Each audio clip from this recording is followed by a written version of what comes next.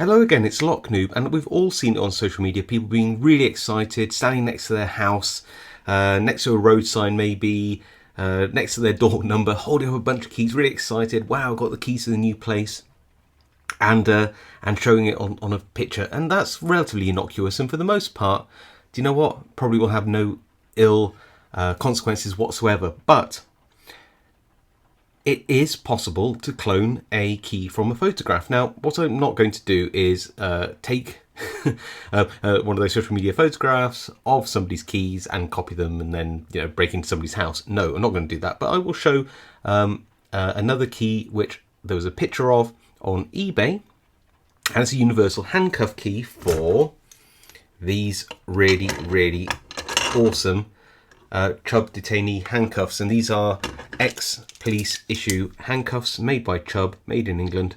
They are, I believe, a 5-lever or 4-lever, can't remember exactly which lock. So it's a lever lock padlocks, very cool. And I don't have the key to them, but some people actually have pictures of those keys on eBay, and from those pictures, I will just demonstrate how. Even on a lever lock, you can take a picture, as long as you know what key blank it uses, and make a key from the picture, which will work. So I have a key blank for a Squire 440, I believe. It's not for the 660, it's just for the 440. And this does not fit in here. But the actual post of the key does. See? So the first thing we need to do, before we start looking at the picture, is to just file this down so that the key fits in the keyway. Now, also, I imagine that this might be a little bit too wide. I don't know by how much, but it's probably a little bit too wide. So we might need to file the front of the key off as well. So yeah, that's what we'll do. We'll file it down this way and a little bit off there until the key turns freely. It clearly won't open the lock because there's no lever steps cut into here. This is just a blank. Oh, that is tight though. That is really tight. Look at that. So I'm going to take a little bit more off, but let's get it in there. And you can see I can't quite turn it. It's very close. Look at that keyway. Very close. I'm going to take a little bit off with a smaller file here and a little bit off here and see how we get on.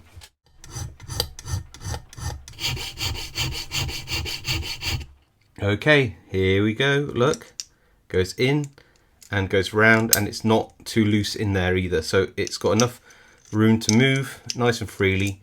We've got all that clearance in there. It's lovely. So now we have a working key blank. This is where the magic happens and why you shouldn't take pictures of a key and put it on social media, especially if it can be tied to your actual or near your location. Here is a picture of a key blank for a universal handcuff key for the Chubb locks, and you'll see here that it's a Squire key blank, just like this is a Squire key blank. It's been cut to the universal key, and you can see here that we have the bolt step here. Possibly it's thinner than that, and this is the first or the last lever, so I think it's a 1, 2, 3, 4 lever lock, could be 3. Hard to tell, but either way, the bitting on here is like little steps. So you've got the lever steps here and the bolt step there. If they were more up and down, or even if they were like this, as long as you identified the key and used this technique, you could do this the same.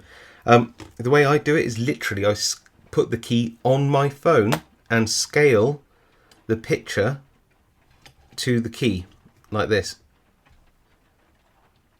until it's a perfect overlay. And what you can do is you can move the key as well and make sure that it's exactly to scale, and I think that's about it. Maybe make it a wee bit bigger. You just need to get it just right, play around with this a bit, and once you've got it a perfect overlay, then what I'm going to do is I'm going to mark off on the key on the vertical where the first, well, possibly the first indication of a lever step is, and the last on the vertical and the horizontal. So let me just do that.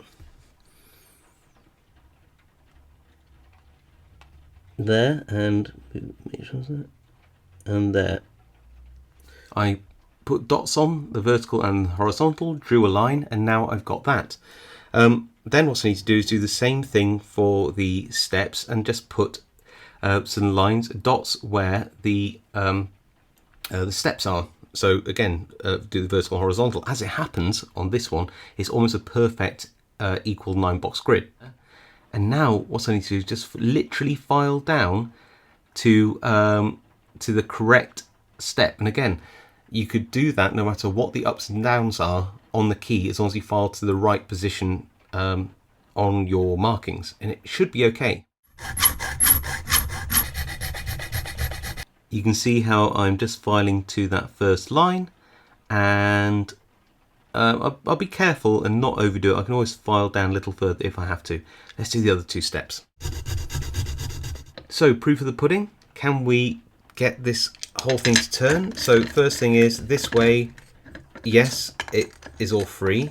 Second is if I turn it the other way, can I, oops, so noisy, get it to turn back? Yes, I can, look at that. So there we go. So this is now fully working. Cut from a picture on using my phone as a template. Look at that, so smooth. That's perfect. And once you've got a key cut like that, you can cut more keys from it. So I think that that should be a good warning to everybody not to post your pictures of keys on social media, whether they're like this key or whether they're like this key or any other key. It's just not worth it. So yeah, but that's cool. Now I've got a key for my handcuffs. Love it. If you like this video, please leave a like. If you've got any comments, I'd love to hear them. And if you haven't subscribed to the channel, please consider doing so. It really helps me out. And of course, I'll see you all next time.